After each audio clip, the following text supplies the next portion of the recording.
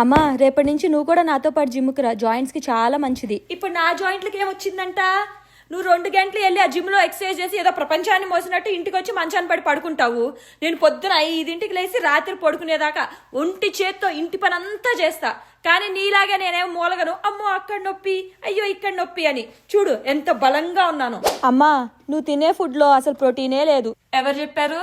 Protein లేకుండానే మా తాతలు ముత్తాతలు 100 ఏళ్ళు బతికారా?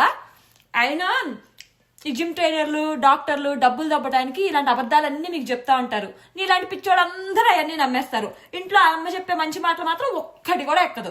ఫ్రీగా టీవీలో యోగా చూపిస్తారు కదా, అది చెయ్యొచ్చు కదా. అబ్బే మనకి ఫ్రీగా వస్తే నచ్చదు కదా. డబ్బులు పోసి జిమ్ముకెళ్ళి అక్కడ కుస్తీ ఫైటర్ లాగా బరువులు ఎత్తాలి. అక్కడ వాళ్ళు చెప్పిన అడ్డమైన ప్రోటీన్ పౌడర్లు కొనుక్కోవడానికి మళ్ళీ డబ్బులు తగలేయాలి. మళ్ళీ కాలో చెయ్యో పట్టేస్తే మళ్ళీ డాక్టర్ దగ్గరికి వెళ్ళి డబ్బులు కట్టాలి. ఇంతేగా. దేవుడు అసలు మీకు బొర్రే పెట్టలేదు. జిమ్ లో వర్కౌట్స్ చేస్తూ కళ్ళు తిరిగి పడిపోయిన అమ్మాయి.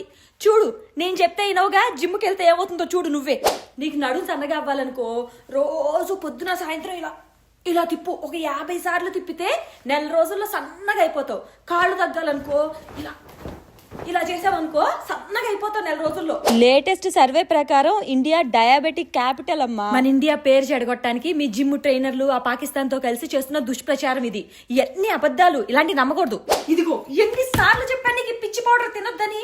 ఈ ప్రోటీన్ పౌడర్లు ఆ పౌడర్లు ఈ పౌడర్లు అని తింటే PCOS లు PCOD లు వచ్చి పిల్లలు పుట్టరంట, క్యాన్సర్లు కూడా వస్తాయంట. ముందు దీన్ని తీసుకెళ్ళి అర్జెంట్గా బయటపడి. మన లక్ష్మి ఆంటీ వాళ్ళ పాప ఉంది కదా, అది 1 రోజుల్లో 20 కేజీలు తగ్గిందంట. ఏం లేదు, రోజుకి 3 పూట్ల ఇంత పెద్ద గ్లాస్తో కాకరకాయ జ్యూస్ తాగిందంట. దెబ్బకి లాగేసింది, రివటలా అయిపోయింది. నువ్వు కూడా అలా హెల్తీగా ఏమన్నా చేయకూడదు. ఈ జిమ్కి వెళ్ళి ఒళ్ళు పాడు చేసుకోమాక.